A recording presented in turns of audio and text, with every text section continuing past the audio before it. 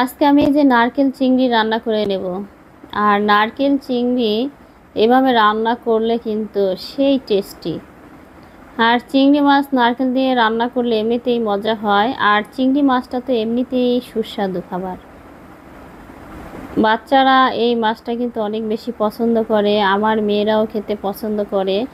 তাই ভাবলাম যে নারকেল দিয়ে রান্না করলে আরও মজা করে খেতে পারবে, সেই জন্যই কড়াইতে তেল দিয়ে আমি এই যে সব চিংড়ি মাছগুলোকে ভেজে নিয়েছি। ভাজার পরে চিংড়িগুলোকে আমি এর সঙ্গে যে যে উপকরণগুলো দিব সেগুলাই আপনাদের সঙ্গে শেয়ার করব।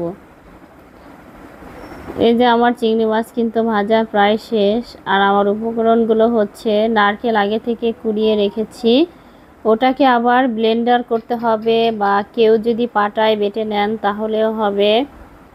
আর যে মশলাগুলো এখানে দিয়েছে আমি পেঁয়াজ বাটা মানে ব্লেন্ডার করে রেখেছিলাম, তার সঙ্গে কাঁচামরিচ, হালকা একটু রসুন, সামান্য পরিমাণ আর কি জিরা দিয়ে মশলাটাকে আমি কিছু সময় ভালো করে ভেজে নিয়েছি।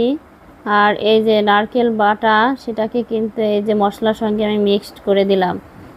এখন আরও কিছু মশলা এখানে দেব আমি, কিন্তু তার আগে নারকেল কোড়াটাকে একটু তেলের উপরে ভেজে নিতে হবে, একটু সুন্দর ফ্লেভার আসবে ভাজার পরে। সামান্য একটু পানি দিয়ে দিলাম।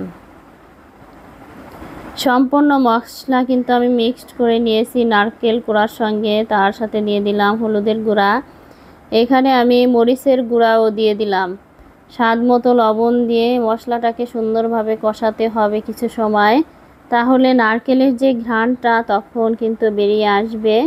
এরপরে পানি দিয়ে নারকেলের ভিতরে আমি যে চিংড়ি মাছগুলা ভেজে রেখে দিয়েছিলাম সে চিংড়ি মাছগুলাকে কিন্তু এখানে আমি দিয়ে দিব। তার আগে মশলাটাকে ভালো করে নেড়েচেড়ে সব কিছু কষিয়ে পানি দিয়ে পরিমাণ মতো একটু জাল দেব। জাল দেওয়ার পরে কিন্তু মাছটাকে এখানে দিতে হবে। এই যে আমার মাছ ভাজা সব দিয়ে দিলাম।